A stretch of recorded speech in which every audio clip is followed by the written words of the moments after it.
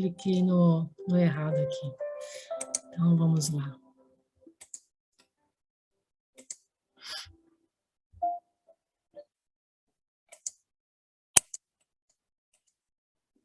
Então, o nosso tema do Evangelho hoje, sede firmes. Eu não vim trazer a paz, mas a divisão. Adriana, pode ler o início, Adriana, por favor? Sim, Gi. Vou começar, então. Eu não vim trazer a paz, mas a divisão. Não penseis que vim trazer a paz à terra. Não vim trazer a paz, mas a espada. Pois vim separar o homem do pai, a filha da mãe e a nora da sogra. E os homens terão como inimigos os próprios familiares. Mateus, capítulo 10, versículos 34, 35 e 36. Eu vim lançar fogo à terra, e como desejava que já estivesse aceso. Devo receber um batismo. Obrigada, gente. Ficou melhor. Foi você? Desculpa, Alexandre, aumentou o texto, ficou melhor, estava pequenininho. Vou recomeçar essa parte aí, que estava bem pequena, não estava lendo direito. Obrigada. Eu vim lançar fogo à terra, e como desejava que já estivesse aceso. Devo receber um batismo, e como me angustio para que ele se cumpra. Acreditai que vim trazer a paz à terra? Não, eu vos asseguro, mas a divisão. Pois doravante, se encontram 5 pessoas numa casa, serão divididas umas contra as outras, 3 contra 2 e 2 contra 3. O pai estará contra o filho e o filho contra o pai, a mãe contra a filha e a filha contra a mãe, a sogra contra a nora e a nora contra a sogra. Lucas, capítulo 12, versículos 49 a 53.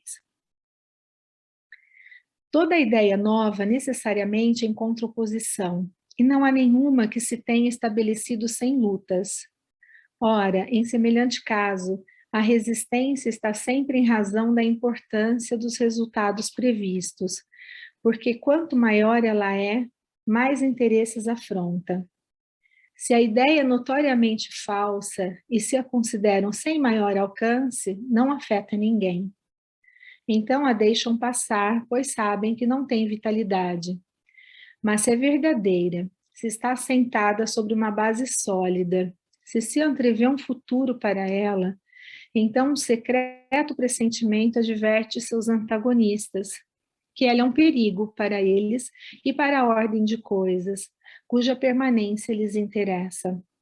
É por isso que a atacam, bem como a seus adeptos.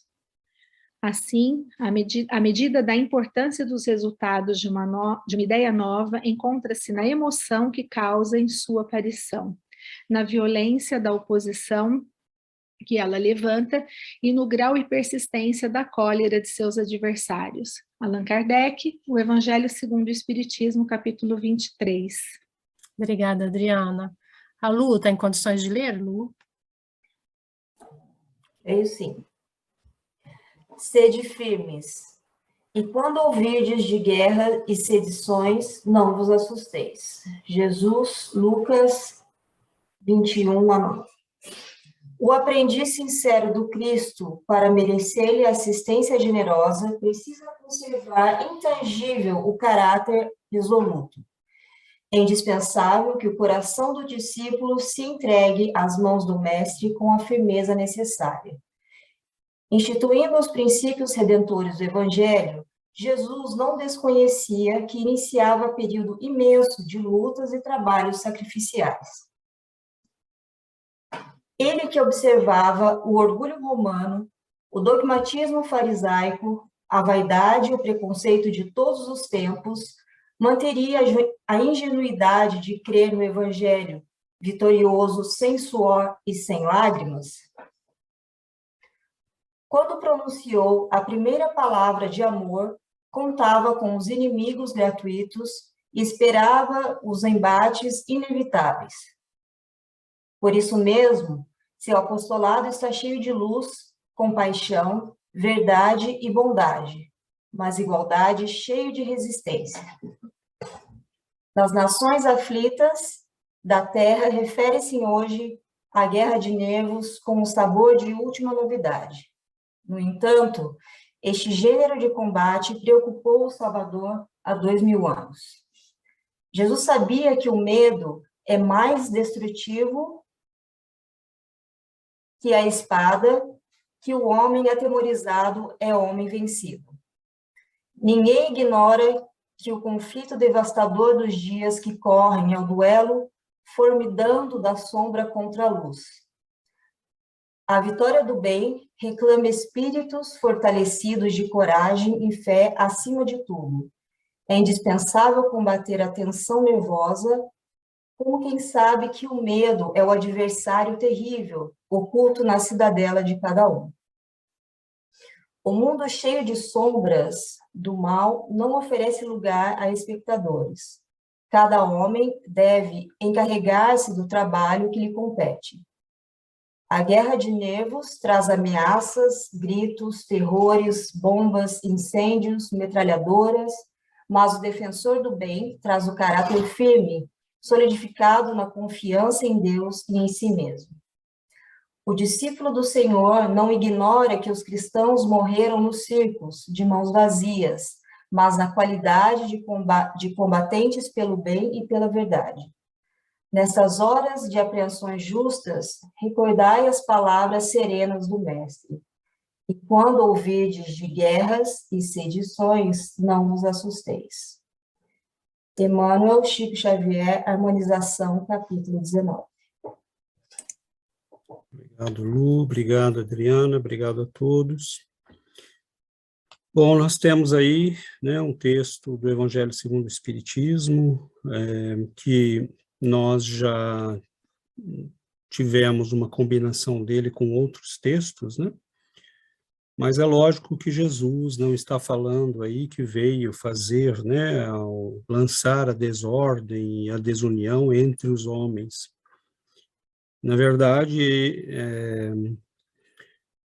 como sempre, Jesus utiliza palavras fortes, mas com profundo sentido simbólico, né? E é interessante porque, na verdade, ele está afirmando uma lei natural, é uma lei da vida. Basta nós olharmos um pouco e olharmos outros exemplos, e nós entenderemos o que o mestre está querendo dizer. Algumas pessoas gostam de música clássica. E no momento que você gosta de música clássica e não gosta de pagode, você se separa de todo mundo que gosta de pagode. No momento que você gosta de tocar piano e o outro gosta de tocar atabaque. Bom, não tem combinação muito legal de piano e atabaque. Então, essas duas pessoas estão separadas. Quando nós fazemos escolhas, naturalmente, essas escolhas implicam em consequências. E uma delas é que nós estamos, né, quando fazemos a escolha do trabalho do Evangelho, da reforma íntima, de vivermos como criaturas eternas, e não mais como homens, que vão morrer a qualquer momento, e que precisam aproveitar toda a vida, levar todas as vantagens, né, obter todos os lucros, ter todos os prazeres. Então, a nossa visão, evidentemente, implica uma mudança, e nos separa daqueles que veem a vida de outra forma. Então, Jesus estava consciente que, quando ele ensinou o que ensinou e exemplificou o que exemplificou, aqueles que adotassem aquela postura, aquela ideia, aquela visão da vida, seriam separados naturalmente daqueles que adotam uma postura diferente.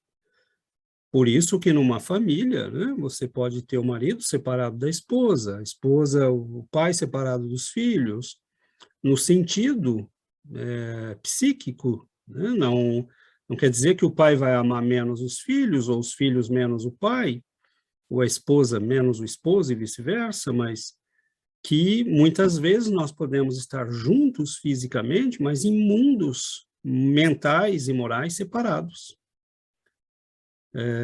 E o mestre está afirmando isso com palavras muito simbólicas, muito fortes, muito coloridas, Mas, na verdade, ele está expressando aquilo que nós espíritas conhecemos como a lei da afinidade, a lei de que o semelhante vai atrair o seu semelhante, e que nós somos pessoas em diferentes graus evolutivos. E muitas vezes, no seio de uma família ou de uma comunidade, nós teremos pessoas muito diferentes.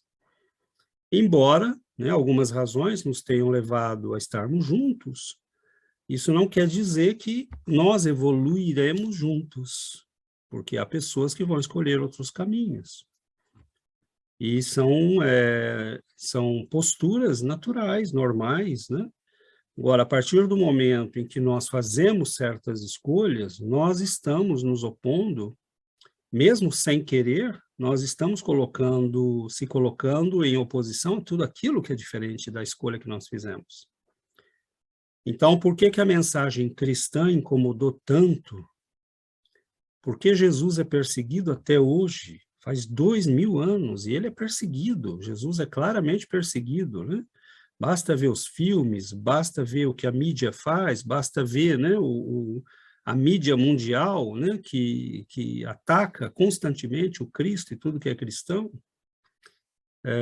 Por que que incomoda tanto? Allan Kardec explica. Incomoda porque é uma ideia que muda todo o eixo da vida humana. Altera completamente a forma de ver as relações humanas, altera completamente os fundamentos da nossa existência, os valores, aquilo que é importante. Então, nós não podemos esperar um combate menor para o espiritismo, será diferente, né? Talvez ninguém nos mande para a arena, mas a arena hoje tem outras caras, e não quer dizer que o combate é menor. Assim como não quer dizer que o combate que nós fizemos, que nós tivemos nos primeiros tempos do cristianismo, não vão se apresentar mais. Quem pode dizer que não? Então, nós às vezes somos um pouco ingênuos de pensar que não existe um combate entre o bem e o mal. Existe. Vocês vão pensar aí, né, cada um na sua cabeça, e vão encontrar uma pessoa, por exemplo. Nós já encontramos pessoas assim, eu já encontrei. Pessoas que acreditam que tudo pode ser comprado, que todo mundo tem um preço, que todo mundo tem um ponto fraco que pode ser explorado, que todo mundo tem alguma sujeira no passado que você pode usar contra ele. E essas pessoas não hesitam em destruir vidas para conseguir aquilo que eles querem. Então, nós estamos num mundo em que há, sim, uma luta, né, do bem contra o mal. E ter a ingenuidade, né, de que isto não vai nos afetar é realmente ingenuidade. Se nós realmente assumimos uma postura, né, de viver essa ideia, essa mensagem, nós vamos estar em oposição com tudo aquilo que é contrário a ela. Então, nós temos que estar conscientes disso. Talvez o Senhor não exija de nós o sacrifício, né, que foi exigido dos cristãos nos primeiros séculos, mas serão outros sacrifícios, com certeza, outras lutas, outros combates, né?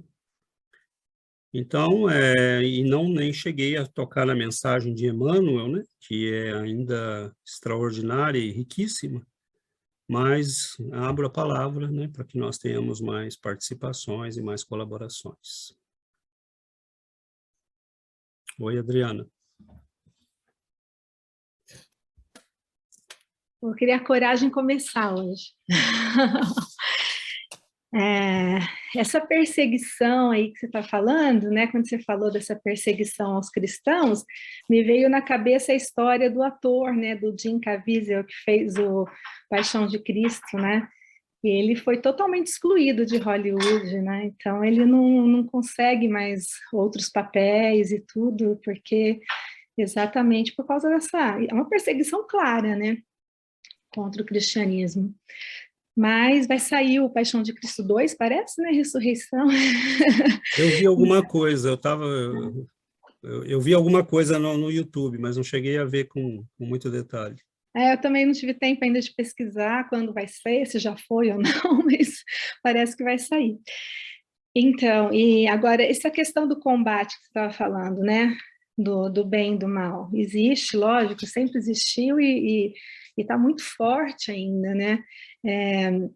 Por exemplo, quando eu li esse texto antes, eu fiquei pensando, quantas vezes a gente está começando a estudar o Espiritismo, né?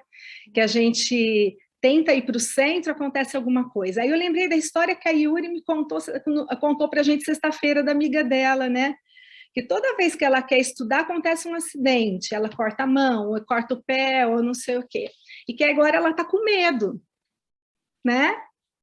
E aí teve aquela parte do texto que falou: o homem atemorizado é homem vencido.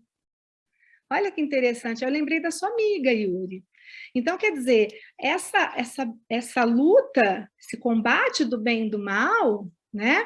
São as forças do mal tentando impedir aquela pessoa de ir, né?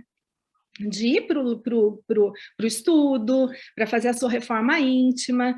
Então, é bem isso, né? A história da amiga da Yuri com o texto, achei perfeito.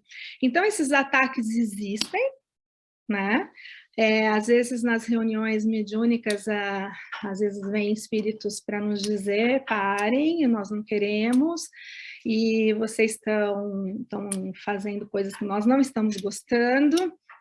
Então, assim, aí eu fiquei pensando com o texto diz que se o trabalho, ele é grande, assim, estou dizendo que o nosso trabalho é grande, mas quando o trabalho incomoda muitas pessoas, né, as forças do mal se preocupam, né? Então, se eles estão vindo nos ameaçar de uma certa forma, quer dizer que o nosso trabalho está bom, né?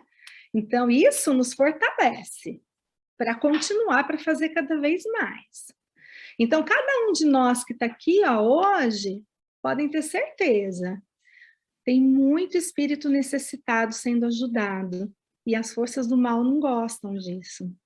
Então, a gente tem que ser firme, como o texto diz, sede firmes. Né? Posso só fazer um parênteses? Pode. Eu termino. Tá bom. Então, e esse sede firmes, né, é esse fortalecimento, realmente, como o texto diz, fortalecidos na coragem e na fé. Então, quando temos a coragem de lutar contra esses acidentes, esses imprevistos, que nem a amiga da Yuri, se ela se fortalecer nisso, ela vai vencer esse medo, né? E desses acidentes. E conforme ela vai começando a estudar, vai acabar parando. Por quê? Porque os ataques são muitos. Mas a proteção, quando a gente se fortalece, a proteção dos benfeitores é enorme. Então, a gente não pode ter medo, porque os benfeitores, eles estão lá para nos ajudar. Então, temos que ter muita, muita fé, né? E muita coragem. É isso, mas o que você ia falar? Não, eu particularmente, eu tenho muito medo de cair naquela... ser um tipo de pessoa complotista, que tudo é um complô, ai, bem e mal. Então, eu procuro olhar de uma forma muito realista. Essa questão do mal, eu já trato como pessoas contrárias, algumas ideias que não querem a evolução de algumas coisas, né? Mas, realmente, mesmo que eu não queira exagerar, isso existe, né? Assim, a gente vê claramente que essa divisão existe. Eu estou lendo a biografia agora do Chico Xavier, graças ao César que me presenteou, César Giovanni. E aí o Emmanuel cita que na reencarnação dele, para reencarnar, foram mudados 3 vezes o lugar de reencarnação do Chico Xavier, porque ele estava sendo rastreado pelos espíritos contrários ao espiritismo, que não queria que ele nascesse, que ele reencarnasse. Então imagina, foi planejada uma reencarnação em São Paulo, depois uma reencarnação em Ribeirão Preto, e por último decidiram que ele devia reencarnar em Pedro Leopoldo, né? Então, por menos que eu queira acreditar nessas coisas isso existe, ideias contrárias, pessoas querendo que as coisas não se movimentem, que a informação não seja passada, né? Então, era esse parênteses que eu queria... Mas como o texto diz, é a resistência, né? Talvez não seja assim, né? Que nem o Alexandre falou, bem contra o mal, né? Mas é uma resistência, uma forte resistência. Mas essa resistência, eles fazem muito barulho, né? Os trabalhadores do bem geralmente são silenciosos e esses da resistência, eles fazem muito barulho. E ambos estão trabalhando forte. Contraria muitos interesses, né? Isso que a gente precisa ter claro. Não é porque contraria muitos interesses. Por exemplo, há grupos de espíritos que contrariam multidões de outros espíritos. Agora, o que acontece se esses espíritos começam a receber esclarecimento? Contraria o interesse, tira poder. Agora, a gente vê no plano carnal pessoas que não hesitam em destruir milhares de vidas para poder manter poder. Por que eles hesitariam estando no plano espiritual? Então, a gente não pode ser ingênuo, né? Mas, obviamente, também não precisa entrar em pânico, como a Adriana lembrou, o medo nos paralisa, né? Mas vamos em frente, vamos abrir para outros comentários. Obrigado, Alexandre, Adriana. Oi, Val. Depois, Yuri. Eu queria chamar a atenção para um outro ponto de vista. Quando eu li esse texto, me chamou a atenção a questão meio do conflito de geração, porque ele fala a mãe com a filha, o pai com o filho. Quando Jesus nasceu e viveu na Terra, é toda uma geração que, a partir dali, começou a nascer com a chance de ser cristã. Até então, na Terra, não existia essa possibilidade, não existia escolha. Não existia essa ideia cristã, né? Então, o quanto que esse corte, né, essa separação entre uma humanidade antes de Jesus e uma humanidade depois de Jesus, que foi tão forte que hoje a gente tem na nossa história, a gente tem no nosso calendário, né? Foi um corte. A partir daqui, quem viveu com a chance ou sem a chance, digamos assim, né? E o quanto que essa batalha se reflete em nós, no nosso interior.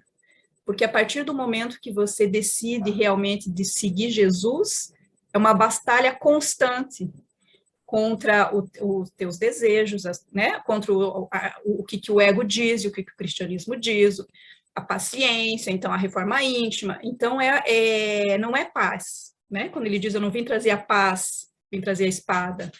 Então, existe um conflito e existe uma batalha constante, que a gente pode dizer assim, pacífica, porque não é uma batalha agressiva, ela não vem de uma revolta ou de uma agressão, né? A gente não quer agredir ninguém, a gente quer se melhorar, mas se melhorar implica em batalhar por essa melhora, em defender esses valores em nós, e às vezes a gente não consegue nem nós defendê-los. Nem interiormente a gente não consegue fazer aquilo que a gente quer fazer como cristão.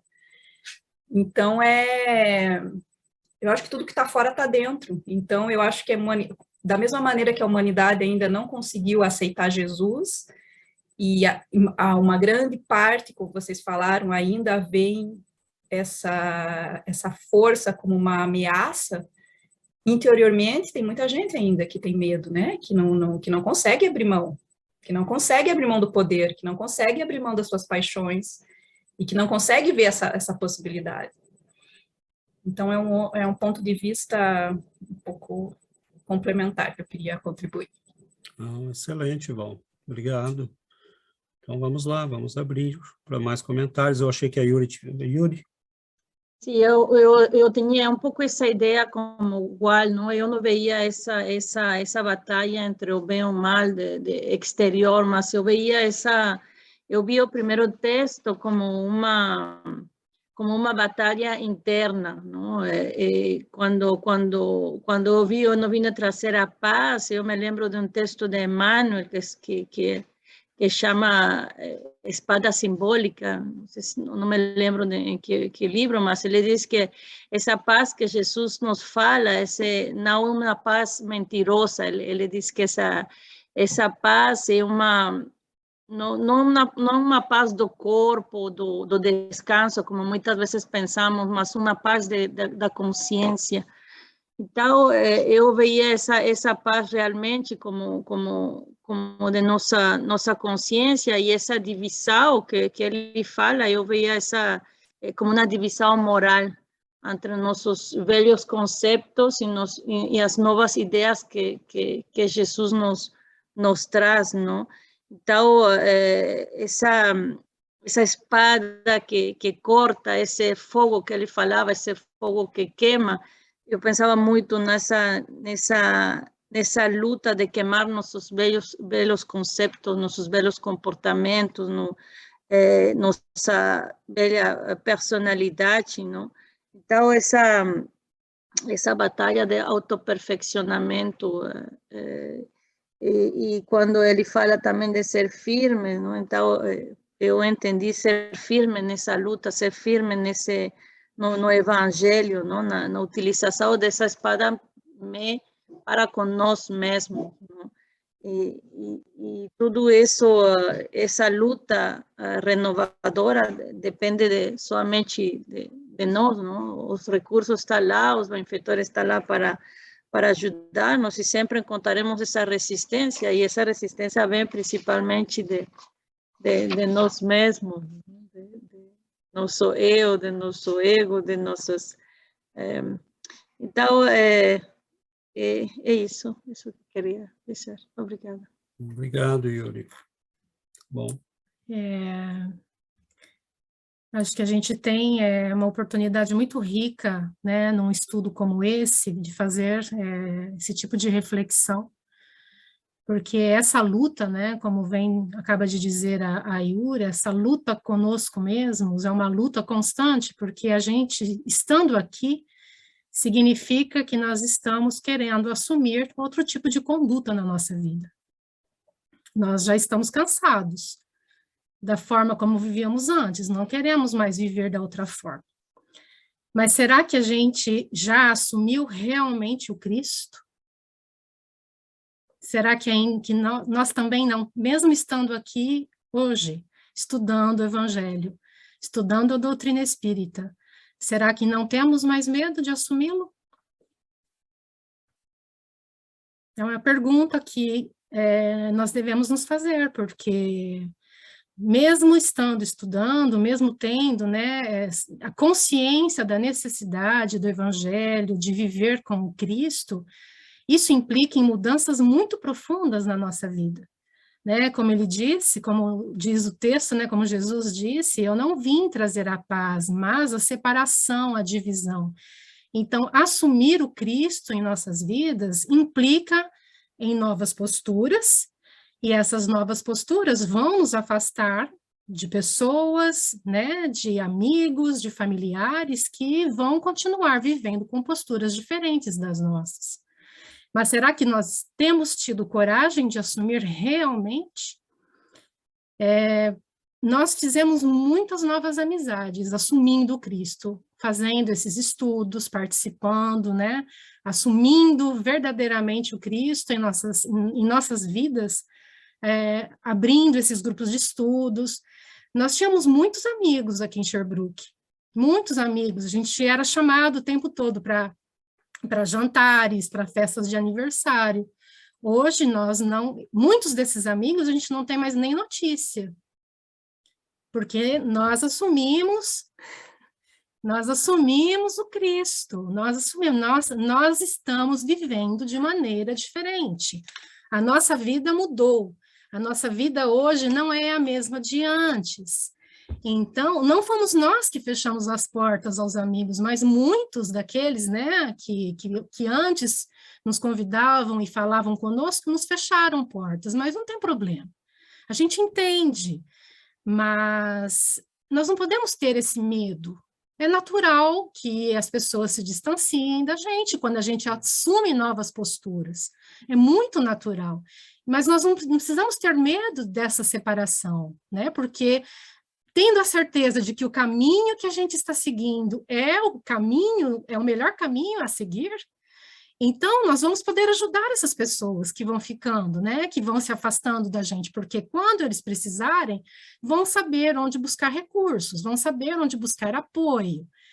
Então, o medo, como a Adriana disse, o medo paralisa, e a gente tem que combater esse medo. Nós não temos que ter medo de assumir o Cristo, nós não temos que ter medo de colocar no Facebook as mensagens, nós não temos que ter medo de convidar aqueles que a gente sente que precisa, porque muitas vezes a gente prefere, né, para não perder o amigo, a gente prefere se afundar do que chamá-lo para subir. Então, o convite para a verdadeira vida tem que ser feito. A gente não pode mais negar o Cristo. Nós estamos negando o Cristo já há 2000 anos. Nós estamos negando Jesus, estamos negando os ensinamentos de Jesus há 2000 anos. E eu acredito que seja o momento de nós assumirmos o Cristo, de assumirmos que somos seguidores dele e que viemos para trabalhar para ele, porque ele conta conosco. Então, a gente ouve sempre, né, pessoas que falam, eu ainda não coloco no meu Facebook, acho tão bonito o que você faz, né, nas tuas páginas, mas eu não coloco porque tenho amigos, tenho pais de alunos que, se eu colocar, vão se afastar. Tudo bem, não tem problema, mas a hora que a gente se sente à vontade de assumir o Cristo e assumir as perdas que vêm com isso, os ganhos são tão maiores, que a gente entende que não tem problema assumir, né, essa nova postura de vida. Então, é uma reflexão que deve ser feita, porque tem muita gente que se diz cristão, mas não assume verdadeiramente o Cristo, ainda tem medo, tem vergonha, tem medo de perder amigos, e nisso o mal vai, né, como diz no texto, existe esse combate entre o bem e o mal. E Allan Kardec, ele pergunta, né, para os espíritos na questão 932, ele pergunta assim: por que no mundo, frequentemente, a influência dos maus supera a dos bons? E a resposta dos espíritos. Essa é uma pergunta que eu publiquei na nossa página essa semana. Por fraqueza dos bons. Então, os maus, né, a influência dos maus supera a dos bons por fraqueza dos bons. Os maus são intrigantes e audaciosos. Os bons são tímidos. Quando estes o quiserem, preponderarão. Então, o mal predomina porque os bons não se manifestam. Nós nos negamos a nos manifestar como cristãos, nós temos medo. Então, nós somos tímidos, né, nessa postura cristã, verdadeiramente cristã. Não podemos mais ter medo, porque a gente já sabe que isso muda a nossa vida e que isso nos leva ao nosso engrandecimento espiritual, à nossa transformação espiritual, né? Então, eu acho que é uma reflexão muito séria, né, para que nós façamos parte realmente daqueles que vieram para contribuir com o cristianismo, para espalhar o bem, para falar de espiritismo, porque Jesus conta conosco neste mundo. Se a gente não fizer isso, quem vai fazer? Os maus não vão fazer, eles estão combatendo. Então, os bons, eles precisam começar a se manifestar, sem medo. Não tenhamos medo, porque quando as portas de alguns dos amigos nos fecharam, olha aqui quantos amigos nós tivemos, nós temos agora.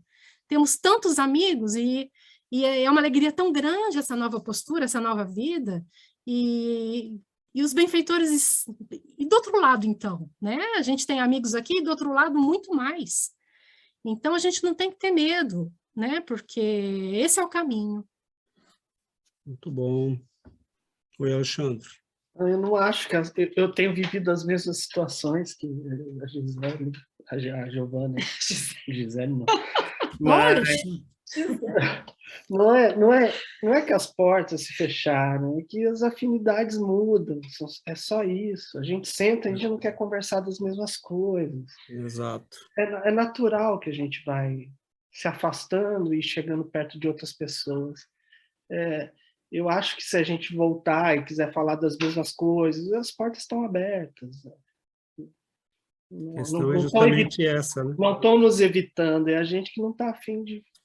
A gente mudou um pouquinho, a gente quer outras coisas. Só que se a gente não mudar, eles não vão saber que tem essa opção, né? E quando eu fiz assim, na verdade, não são, né? São pessoas que, todas as pessoas com quem a gente já teve relação, e é normal que às vezes a vida leva um para cá, leva outro para lá, isso é normal. E Mas continuam não é falta de amor e carinho, é simplesmente o sentido de que, pelo amor de Deus, eu não quero passar uma tarde falando de Flamengo, né? Ou do Palmeiras, ou de política, né? Já foi o tempo, a gente tem coisa mais importante para fazer, né? Nesse sentido. E a gente critica quem... Não, é o que o Alexandre falou, né? Quem quer passar a tarde inteira falando de Flamengo, tudo bem, né? A gente tem tanto livro para ler, tanta coisa para descobrir, tanta coisa para aprender, que você fala, não tenho mais tempo para isso. E a gente vai fazendo escolhas, né? Agora, eu queria só juntar uma coisa antes de passar a palavra. Emmanuel fala de guerra psicológica e de combate à tensão nervosa. Existe, quando você quer ser feliz nesse mundo, fácil. Seja neutro.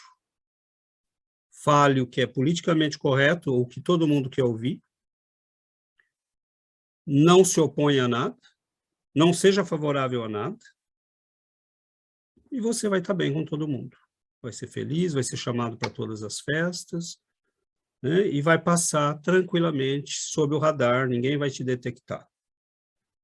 Então, é fácil ser feliz nesse mundo. Por exemplo, é muito natural que os jovens que começam a conhecer espiritismo se sintam um pouco em dificuldade, porque se nós adultos nos sentimos, quanto mais eles, que estão ainda numa idade muito frágil, né? Todos os amigos falam querem tal coisa, e você começa a descobrir que não é por aí o caminho. Mas nós adultos não somos muito diferentes, né? Todo mundo espera de nós certas coisas. Então, a Val lembrou a luta interna, Yuri também, né?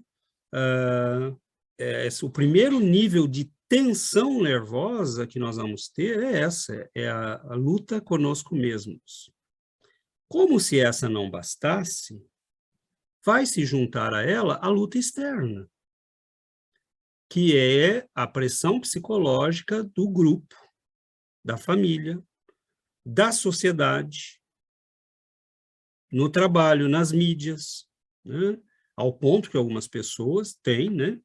A história que a Giovana falou é uma história real, uma pessoa que nos disse, eu tenho muitos alunos, os pais nem todos são cristãos, ou né, creem em Deus, e eu não quero, então, é uma escolha, a pessoa está empolgada, está lendo, está estudando, mas né, ainda não chegou nesse ponto.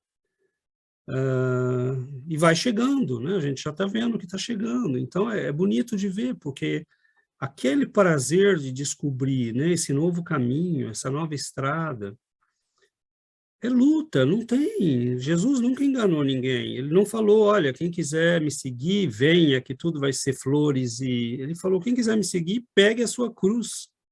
Ele não enganou ninguém. Então, as tensões que nós vamos viver, as primeiras tensões que nós vamos viver é conosco. Porque o combate a nós mesmos, às nossas paixões, aos nossos medos, às nossas ansiedades, aos nossos vícios, é o primeiro combate. E ele vai durar muito. Aí vem o combate externo. E como é que a gente sai dele? Confiança absoluta no Senhor. Recorrer aos nossos benfeitores. É uma grande ilusão a gente achar que pode vencer esse combate sem auxílio. É impossível.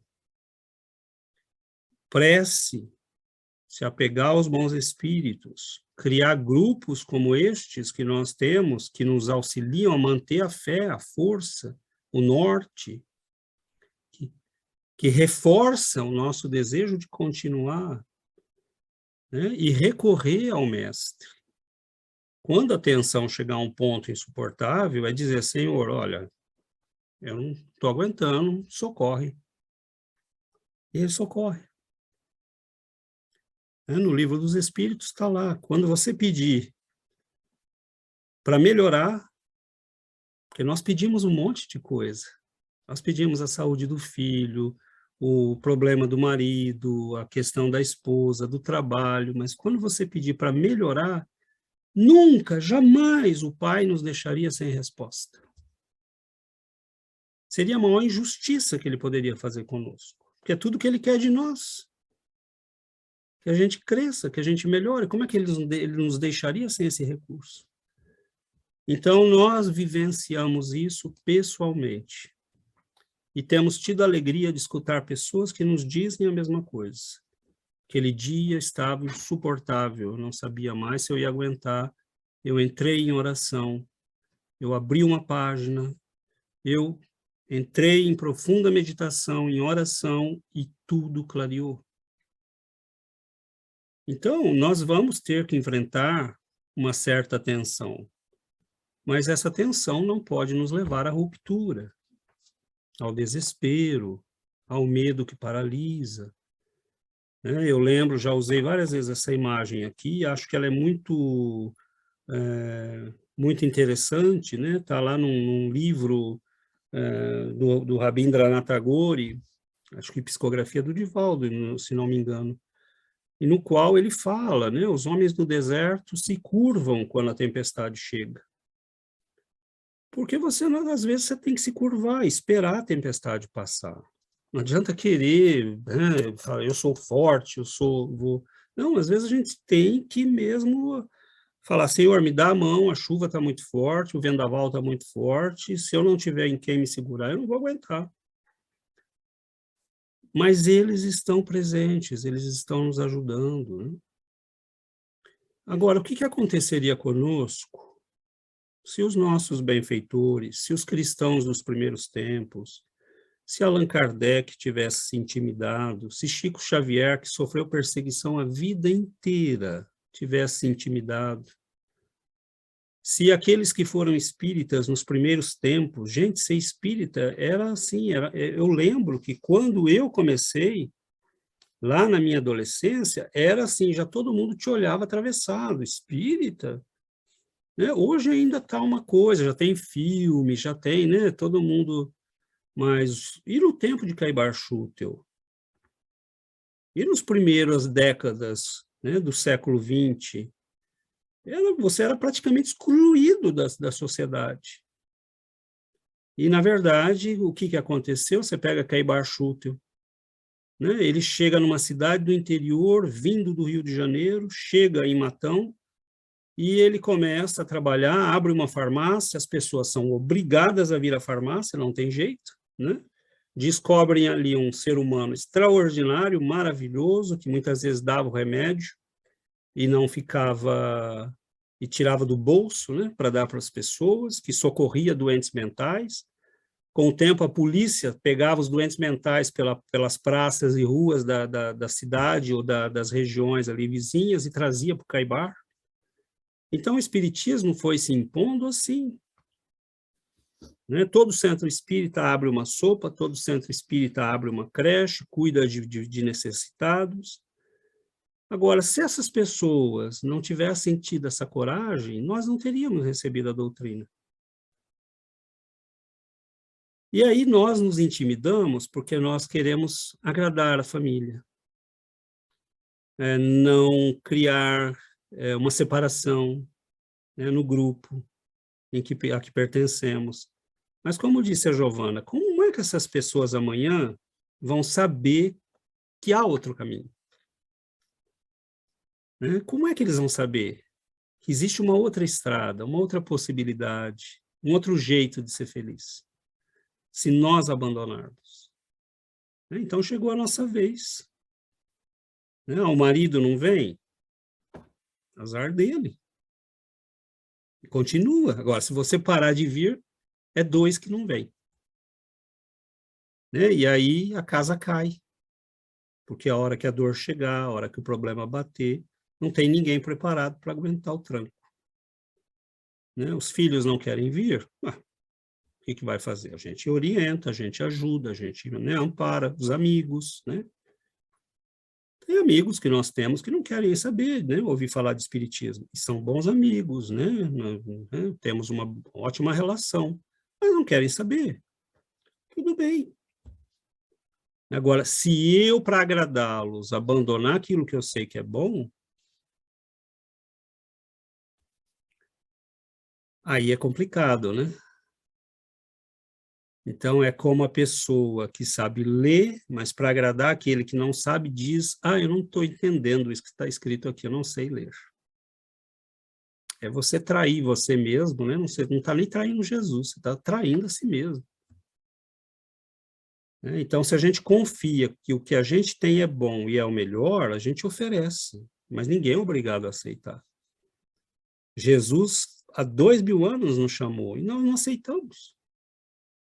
Agora, a gente acha que é muito superior porque agora nós estamos começando a acordar, né? Não, nós temos muito chão ainda para andar, não temos direito de criticar ninguém, nem de nos acharmos superiores, mas o combate é real, né? E o primeiro combate é o combate conosco mesmos. Mas não dá para negar que há um combate externo. Né? O ator que a Adriana falou, ele não foi caçado de Hollywood porque ele fez o filme. Ele foi caçado porque ele fez o filme e virou cristão. Ele assumiu Jesus, ele disse, eu sou agora um combatente de Nossa Senhora. Então, ele não foi só alguém que fez um filme, né, e saiu dali e foi para a farra, como se fosse um filme qualquer. Né? Ele fez o filme e aquilo o tocou profundamente, ao ponto que ele se converteu. Então, é isso que incomoda. É isso que incomoda. Mas é isso, meus irmãos, não tenhamos, né? A guerra psicológica existe faz muito tempo, né? E eu fico imaginando o medo, né? De você estar em Roma, a qualquer momento um louco assumia o poder e falava, prende todo mundo e mata e tortura, né? Então, assim, como viviam essas pessoas? Houve um momento em que o espiritismo quase foi proibido no Brasil, por Getúlio Vargas. Foi por muito pouco, né? Foi por muito pouco. Foi Caibar Schutel que impediu que acontecesse. E se tivesse sido proibido? Quantos espíritas teriam, né, que enfrentar o dilema de ser preso para poder viver a própria fé? Na China, cristãos estão sendo perseguidos, templos estão sendo destruídos. Né? Eles chegam e dizem, nós vamos colocar uma foto do presidente, tire-a de Jesus. Isso está acontecendo exatamente agora. Budistas, evangélicos, católicos, né, protestantes, estão todos sendo perseguidos na China. Ao ponto de queimarem igrejas, destruírem, quando você não aceita. Então, nós não sabemos o dia de amanhã, né? Mas firmeza, fé, convicção, ou o que nós temos é bom, nos salva, nos conduz para o melhor de nós mesmos e abre caminho para os outros, ou não é.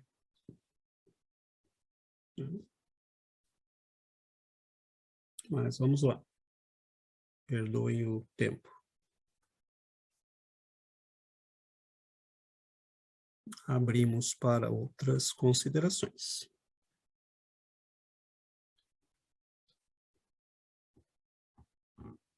Acho que nós assustamos todo mundo. Assustamos todo mundo. Meu Deus. Eu vou contar uma historinha rápida aqui de 1 minuto, rapidinho. A minha cidade, uma cidade bem pequenininha, onde eu nasci, né? Taquaritinga, lá na região, também perto de Catanduva, de Araraquara, né, Paula? E aí, todo mundo, a grande maioria católico, né?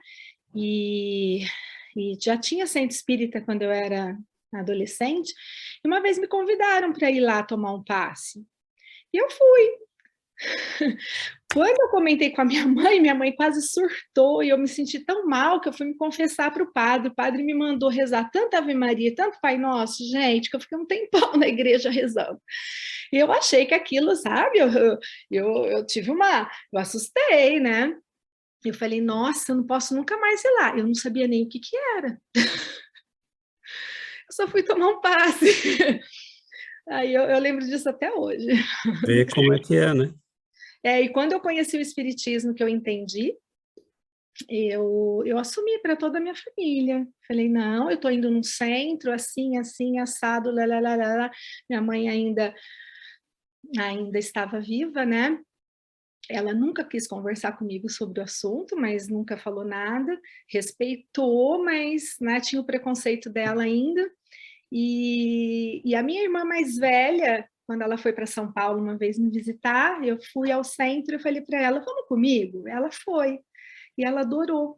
Ela falou, nossa, mas quanta coisa boa que eu ouvi. E hoje a minha irmã, ela não participa do estudo com a gente, por conta de horários dela, que não... mas ela todo dia assiste uma palestra. Ela lê, ela me liga, nós ficamos às vezes 1 hora no WhatsApp conversando sobre espiritismo. É impressionante ver o quanto ela mudou, e ela era muito católica também. Então, ela ajudou na fé dela esse conhecimento, né? Como a gente diz, a fé raciocinada, né? Mas sabe a beleza disso tudo? Que a mãe da Adriana às vezes aparece nas reuniões mediúnicas. Eu acho que deve ser ela, né? Não sei. Mas e é isso, né? Então, assim, não tem, a gente não... Jesus, essa separação é só temporária, gente, né? O filho que não quer, o marido que não vem, o amigo que não quer, mas tudo bem, não tem problema nenhum. O Senhor pediu que nós nos amássemos e nós temos que nos amar. Né? E o que é maior amor do que você ficar firme no caminho do bem para que o outro possa entendê-lo depois? É esse o grande amor. Jesus faz 2000 anos que está na estrada esperando que a gente acorde. Então, qual que é o problema? Não tem problema nenhum. Agora, o que não é cabível para nós, pelo menos para mim, não é mais aceitável, é que, para ficar bem com os outros, eu abandone aquilo que eu sei que é bom. Eu não vou, né? Uma amiga esses dias nos contou que nos estudos de sexta, às vezes é o dia, né, que uma pessoa da família vem convidá-la para eventos e para festas e para... Né? E ela diz, olha, não dá, sexta-feira é o dia que eu tenho tais compromissos, assim, assim, assim, né? Você pode ser depois, né? Ou no dia seguinte, tem o fim de semana inteiro, mas nesse horário não, né? Então, assumir uma postura e é interessante porque o tempo passa, a vida muda, a dor vem visitar. E aí, para quem que aquela pessoa vai se voltar? Para aquele um que seguiu um caminho, né, que abriu novas possibilidades para os outros. Então, a separação não existe separação, a separação é normal, cada um de nós, na verdade, está vivendo... A gente acha que porque é marido e mulher, pai e filho, mãe e filha, que isso faz uma ligação especial, ou que não, a gente aprendeu que tem famílias... A família, na verdade, é frequência, a mesma frequência. Né? Nós temos agora na nossa família centenas de pessoas que estão vibrando nessa mesma frequência que nós estamos e que nós nem conhecemos, mas são nossa família. Né? E é natural que seja assim, porque família é frequência. Agora, porque eu tenho uma certa frequência e afinidade, eu não vou amar meu irmão? Né? Meus irmãos, por exemplo, não são muito fãs de vir a centro espírita. Iam, né, às vezes, por influência minha, ou foram em alguns tempos na vida, mas não são. E eu os amo menos por isso? Não.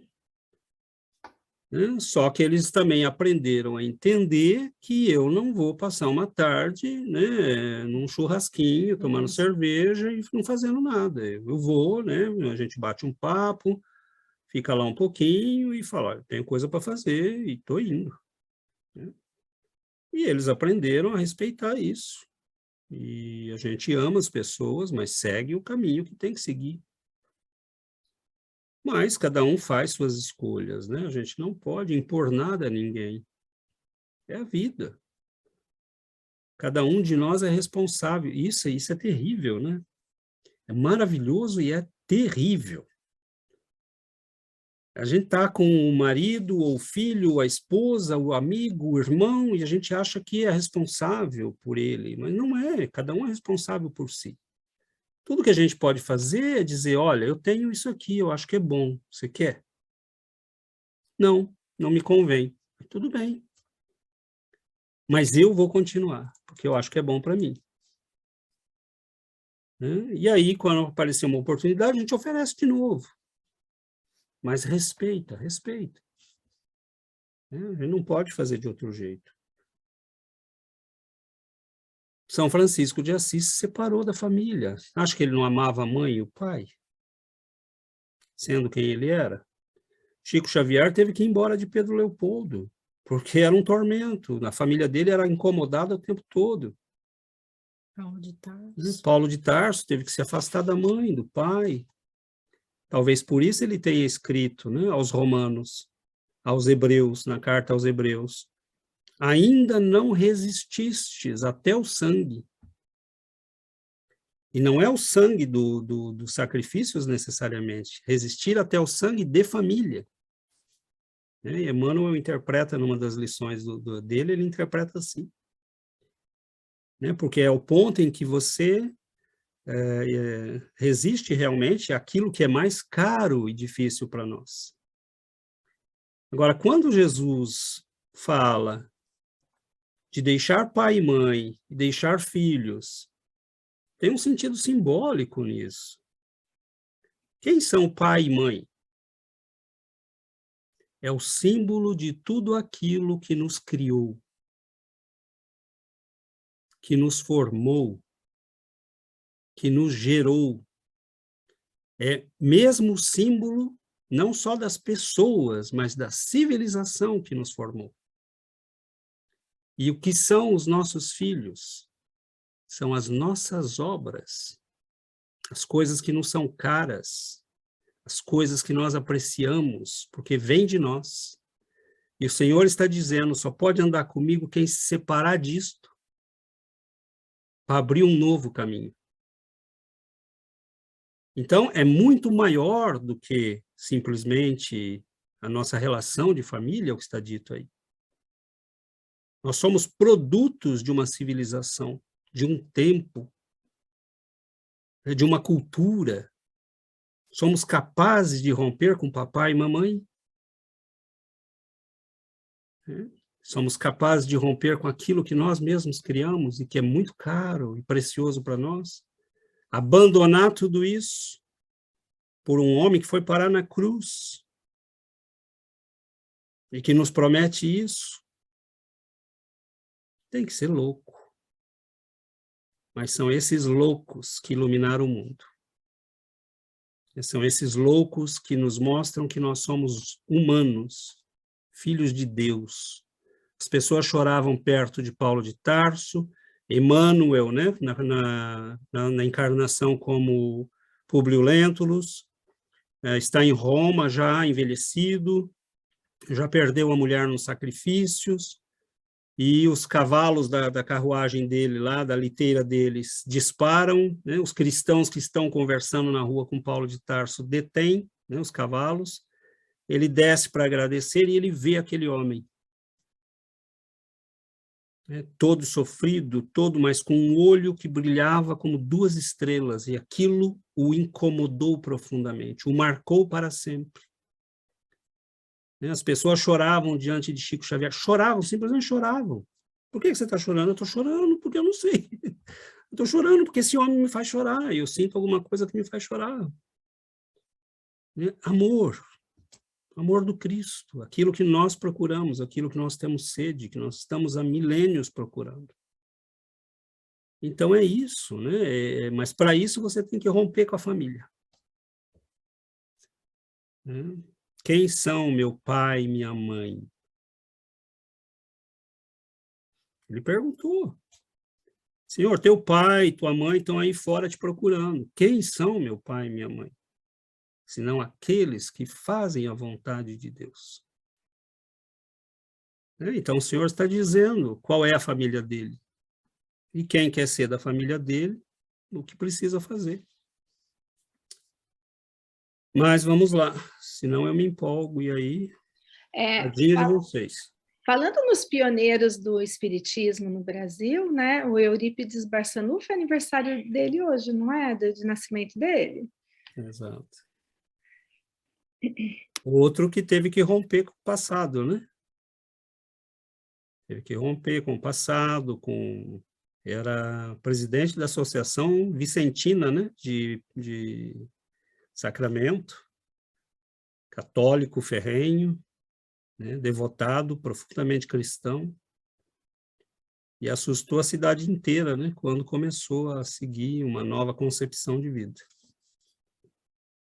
Mas é a coragem dessas pessoas que nos abriram um caminho, né?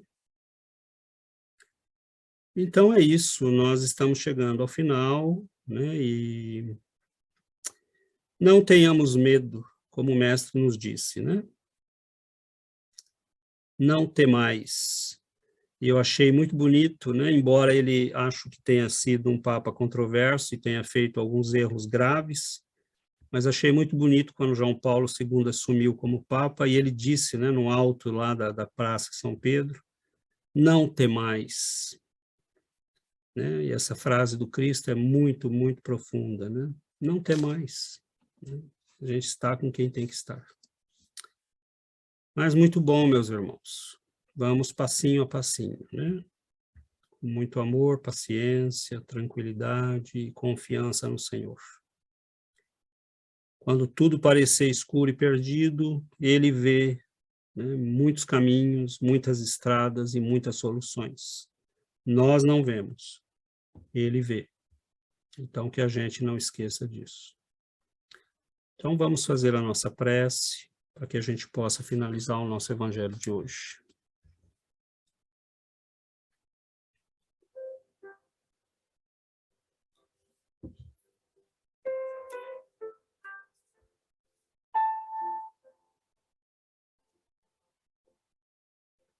Querido Mestre Jesus, Divino Pastor, Divino Mestre, amigo incondicional das nossas almas, nós nos dirigimos, Senhor, ao Teu amor.